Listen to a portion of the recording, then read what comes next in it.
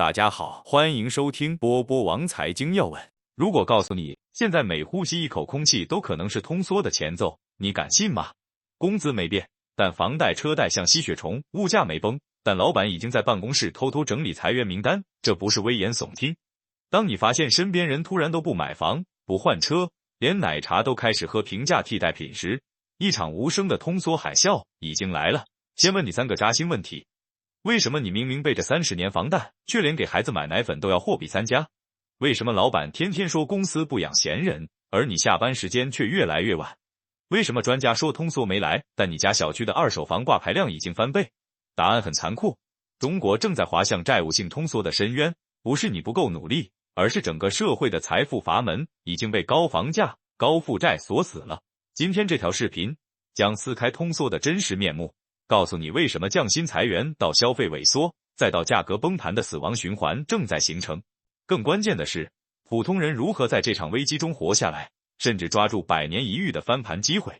先说结论，如果这一轮进入了通缩，根本原因是老百姓负担太重，也就是全社会债务水平太高。解决办法是加钱，提高老百姓的收入和严格落实8小时工作制，让他们有时间去消费。你可能会想笑，做梦呢兄弟。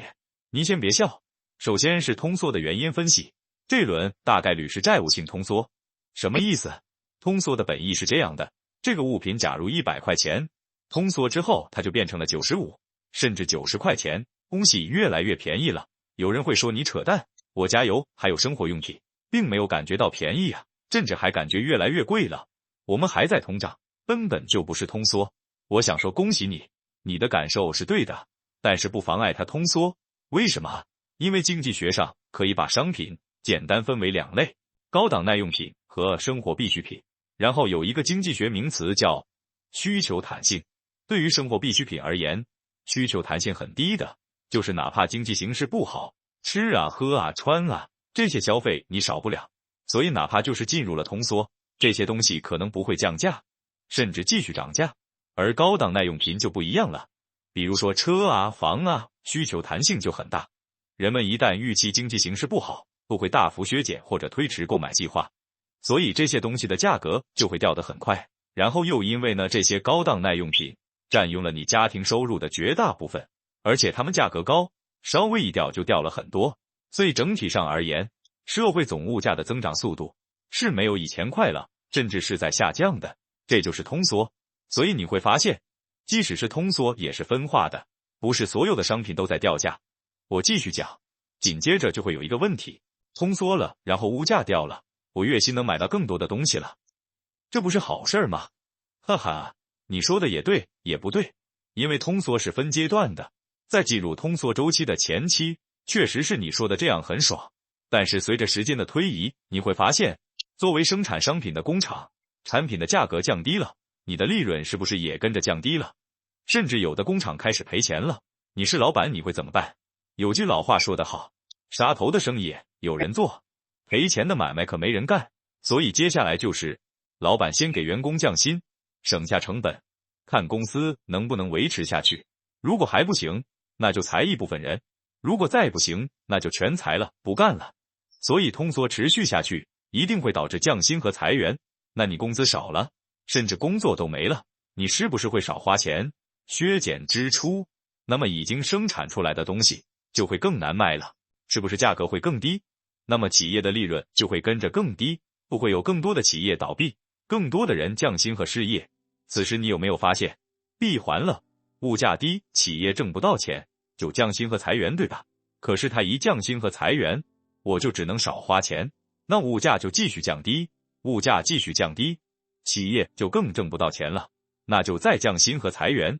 形成了一种螺旋式的糟糕的曲面。这个在经济学上就叫做通缩螺旋。所以你会发现通缩太可怕了，它就像沼泽地一样，越陷越深。所以人类历史上没有很有效的解决办法，所以日本才会有失去的30年，都是因为这个问题很难解决。那当然也给我们提供了一些经验。什么经验呢？你会发现这个问题的核心在哪？是老百姓没钱消费，所以造成了物价降低，然后才引发后面一系列的问题。所以我开头给的方案就是给老百姓加钱和落实8小时工作制减负，是很好的解决办法。但是太理想了，很难实现。那回归现实，先想一下老百姓又为什么没钱消费呢？答案就是房地产价格太高了，把老百姓几代的储蓄全都吸走了。这还不够，还把他们未来30年的收入都抵押给银行了。所以很多家庭啊，都是表面风光，一套房子看似几十万甚至几百万，但是一堆债要还，导致没有多少闲钱可以消费。因此巨量的债务就是通缩的根源。因为参照其他国家的历史经验，房地产泡沫一旦破裂之后，紧接着就是价值回归，房子的价格会不断的回调，直到回到它应该的位置。在这个过程中，很多家庭是要破产的，因为前面分析出说过了，通缩的情况下，普通人是要面临降薪甚至失业的巨大压力的。你本来有5000的月薪，有2000的房贷，1000的车贷，日子凑合过得下去。可是现在月薪给你降到3000，还完房贷都不剩钱了，你怎么可能受得了？受不了，你必然要去卖车或者卖房。所以这也就印证了为什么前面说过，通缩的情况下，高档耐用品像房子和车子的价格会不断的下降，就是因为很多人被降薪了，甚至被裁员了，他负担不起贷款了，必然要去市场上卖掉，卖的人多了，价格肯定要往下走。所以房子价格什么时候能企稳，是伴随着这波通缩周期什么时候能走出来，而经济周期就不是一两天一两年的事。所以我就是说，房子的价格你要以长期的眼光来看了，我不是掐指算面胡说的，是根据周期的规律推导出来的。其实说到这，我已经给大家提供了一种发大财的方法了，那就是拼命的攒钱。在这波通缩周期的末尾，所有资产价格最低的时候进去扫货，就能以最便宜的价格买到最优质的资产，然后伴随着经济形势的复苏，再来一波资产的红利。这里就要给大家再补充一个经济规律了，就是在通胀周期内，你不能持有现金，因为贬值的很快，你要把钱都换成资产，不会享受到资产价格飞速猛进的好处。这就是过去20-30年要买房子的逻辑。而在通缩周期内反过来了，你最好把资产处理掉，因为通缩周期内高档耐用品的价格会不断的下跌，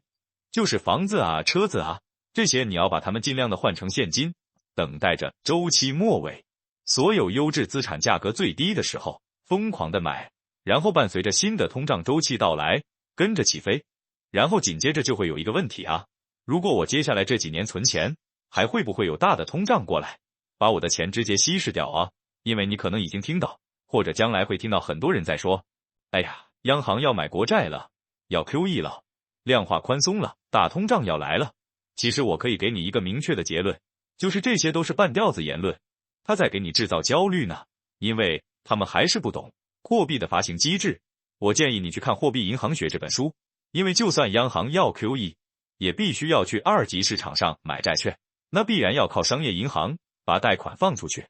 而百姓的负债率已经上限的不能再上限了，所以没有多少人能背得动贷款，所以 QE 的资金只能在银行系统内打转，它就算放水也放不出来，打通胀也就来不了。最后送你3句狠话，听懂了能救你全家。别信通缩离我们很远的鬼话。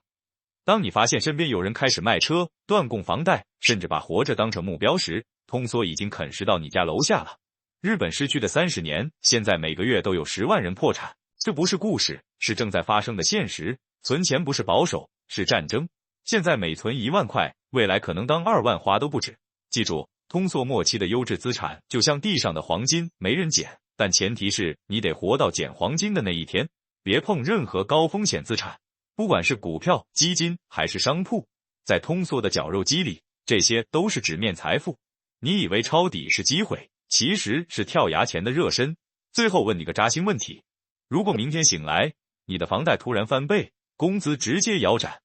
你能撑多久？别觉得不可能，通缩螺旋里没有一个人能独善其身，